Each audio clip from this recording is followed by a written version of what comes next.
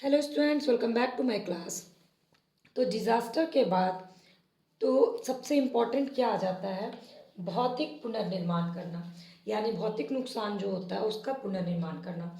पर इसके लिए भी बहुत सारे टर्म्स होते हैं, तो वो समझना बहुत ज़रूरी है। डिज़ास्टर मैनेजमेंट अगर आप कहीं पर लिख रहे हैं डिज़ास्टर मैनेजमेंट के बारे में, कहीं आपको इंटरव्यू देना है, कहीं आपका मेंस आंसर राइटिंग है, सोशल वर्क आपका एक सब्जेक्ट है, या सोशल वर्क से कोई डिग्री ले रहे हैं, इग्नू से कोई कोर्स कर रहे हैं, तो ये कंटेंट को लिखना बहुत ज़रूरी होता है कि आफ्टर डिज़ास्टर, जब आप डिज़ास्टर मैनेजमेंट के बारे में लिखते हैं तो पुनर्निर्माण की क्या भूमिका होती है, किस तरह करते हैं, किस तरह से वो परिवर्तन लाता है और उसके लिए क्या दृष्टिकोण है।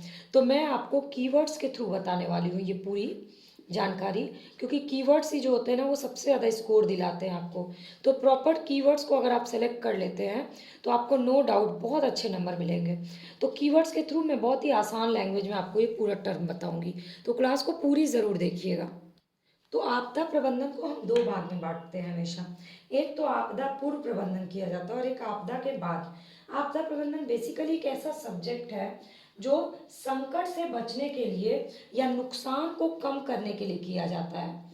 तो इसमें भी दो पार्ट होते हैं और इसका एक पूरा चक्र होता है, मतलब डिजास्टर मैनेजमेंट का एक साइकिल होता है जिसको जानना बहुत ज़रूरी होता है। तो आपदा पूर्व प्रबंधन में क्या होता है? इसमें शामिल होता है रोकथाम करना। आमतौर पे इसका अर्थ होता है कि आपदा को होने से रोकना, जैसे कि कहीं बाढ़ आता है तो बाढ़ आने से पहले ही कुछ व्यवस्था कर देना। दूसरा होता है उसका शमन करना, यानी उसको खत्म करना। तो जैसे कि कोई ढांचागत उपाय कर दिया जाए तो पर्टिकुलर डिजास्टर को खत्म किया जा सकता है। तीसरा होता है उसके लिए तैयारी करना, मतलब उस डिजास्टर को तो आएगा ही डिजास्टर, लेकिन उससे निपटने की तैयारी करना जरूरी है। ये आपदा के पूर्व की तैयारी। इसके बाद अब लेकिन इतना कुछ करने के बावजूद भी डिजास्टर आ गया, तो डिजास्टर के बाद के प्रबंधन कैसे होता है? तो इसमें प्रबंधन होता है प्रतिक्रिया द्वारा, मतलब ऐसे काम करना, ऐसे कार्यकलाप करना जिससे कि लोगों में को तत्काल सुविधा मिल सके, तत्काल सहायता मिल सके। और उसके बाद आता है पुनः प्राप्ति, यानी जो भी नुकसान हुआ है उसको फिर से प्राप्त किया जा सके, ऐसे कार्यक्रम बनाए जाए, ऐसा प्रबंधन किया जाए।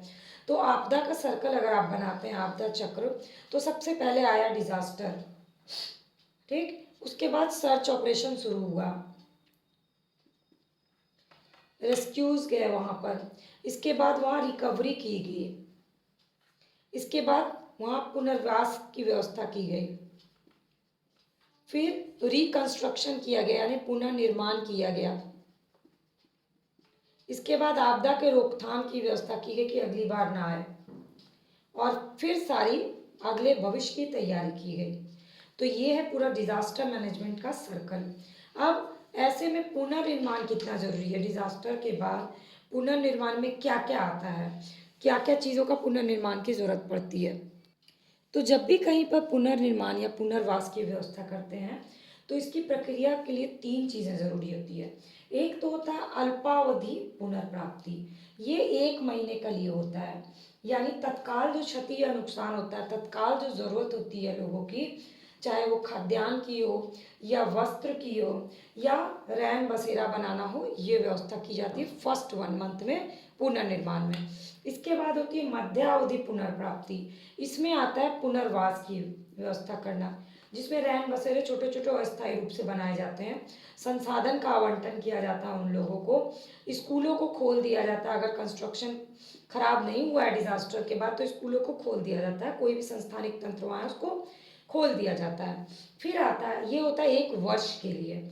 इसके बाद आता है दीर्घावधि, ये कई वर्षों तक चलता है ये पुनर्प्राप्ति की प्रक्रिया, क्योंकि इसमें क्या किया जाता है, स्थायी घर बनाए जाते हैं, भौतिक और सामाजिक अवसंरचना को फिर से ठीक किया जाता है और जो सीख ली गई है उस पर काम किया जाता है। तो इस तरह से भौतिक पुनर्निर्माण करने के लिए 3 अवधि होती है, 1 महीना, 1 वर्ष और कई वर्ष। अब इसमें पुनर्वास कैसे कैसे होता है? एक तो होता है भौतिक पुनर्वास, जिसमें कि परिसंपत्तियों का, घर का, विद्युत का, आपूर्ति का, जल हो, सीवेज हो, सड़क हो, पुल हो, सिंचाई हो, ये सारी चीज़ों का कंस्ट्रक्शन किया जाता है। दूसरा होता है सामाजिक पुनर्वास। सामाजिक पुनर्वास में क्या आता है? चिकित्सा, स्वास्थ्य, शिक्षा आदि क्षेत्रों की को फिर से शुरू करना, महिला एवं बच्चों का कल्याण से जुड़ी चीज़ें शुरू करना। तीसरा होता है आर्थिक पुनर्वास। आर्थिक पुनर्वास का उद्देश्य जो प्रभावित समुदाय है उसको फिर से आर्थिक स्थिति अच्छी करना। तो इसमें कृषि, किसान, मजदूर, कारीगर, इन लोगों को जीविका संबंधी जो भी प्रॉब्लम आती है, रोजगार देना, भूमि का फिर से आवंटन करना, ये सब चीज़ें आती हैं। और इसके अलावा जो बच जाता है उसको आप लिख दीजिए अन्य कार्यक्रम या कार्यकलाप में। तो बेसिकली पुनर्निर्माण वो स्टेज है जहाँ कोई भी कार्यक्रम या कार्यकलाप पुनर्वास पे फोकस करके किए जाते हैं और जिसका उद्देश्य होता है वहाँ के लोगों को स्थायित्व देना, उनकी ज़िंदगी को स्थायित्व देना। चाहे वो बिहार नेपाल में भूकंप आया हो, इसके बाद कच्छ जिले में भूकंप आया हो, हर जगह का आप एग्जाम्पल देख करके ये लिख सकते हैं पुनर्निर्माण या पुनर्वास की व्यवस्था के बारे में। तो अब ये क्या है मैं आपको वो एक्सप्लेन करती हूँ। जब भी कोई बड़ी डिजास्टर आती है तो जब कोई नया फिर योजना शुरू की जाती है पुनर्निर्माण या पुनर्प्राप्ति की, तो उससे पूरा परिवर्तन आ जाता है। तो इसके कई चरण होते हैं। सबसे पहला परिवर्तन आता है जो आपातकालीन आश्रय बनाए जाते हैं, यानी प्रथम कुछ सप्ताह में जो आश्रय की व्यवस्था की जाती है, जैसे कि टेंट लगाया जाता है, टेंटों में उनको सुविधाएं दी जाती हैं, उनकी स्वच्छता का ध्यान, बाथरूम का ध्यान शिविर में ही किया जाता है ताकि रोशनदान बना, उनकी स्वच्छता, उनको महामारी ना फैले वहाँ पर उसकी व्यवस्था की जाती है, क्योंकि कोई भी डिजास्टर आने के बाद महामारी फैलती फैलती है। तो ये होता है आपातकालीन आश्रय, यानी पहले कुछ दिनों में जो आश्रय की व्यवस्था होती है, निर्माण होता है, वो आपातकालीन आश्रय होता है। उसके बाद 1 वर्ष के लिए जो आश्रय दिया जाता है वो होता है अस्थायी आश्रय या घर। घर यहाँ पर क्या होता है कि तुरंत कंस्ट्रक्शन करना मुश्किल होता है और लोगों को रोज की रोटी तो चाहिए ही, परिवार को रोज के सोने की व्यवस्था तो चाहिए ही। तो पूरे ठंड के मौसम में टेंट में तो रह नहीं सकते हैं, तो पूरे सीजन के लिए तो हो नहीं सकता है, पूरे साल के लिए। तो ऐसे में अस्थायी आश्रय स्थल बनाए जाते हैं, टेंटों से शिफ्ट करके उनको ऐसी जगहों में, जैसे स्कूलों में रख दिया जाता है जहाँ पे ज़्यादा गर्मी ज़्यादा सर्दी में वो रह सकें, जहाँ पे सुरक्षित हो, जहाँ पे पीने की पानी की व्यवस्था हो, बाथरूम हो, शौचालय हो, रसोई घर हो, ये सब हो। तो ये 1 वर्ष के लिए होता है। इसके बाद होता है उनके स्थायी घर की पुनर्निर्माण करना। तो ये सबसे इम्पॉर्टेंट चरण होता है और सबसे टाइम टेकिंग होता है, क्योंकि स्थायी घर देने के लिए अच्छे खासे फंड की ज़रूरत पड़ती है और सामग्री की ज़रूरत पड़ती है, निर्माणकर्ता की ज़रूरत पड़ती है जो उसका निर्माण कर सके, इसीलिए ये लॉन्ग टर्म होता है। तो आपदा के बाद पुनर्प्राप्ति या पुनर्निर्माण की प्रक्रिया कई चरणों में होती है जो कि विकास के लिए ज़रूरी होती है।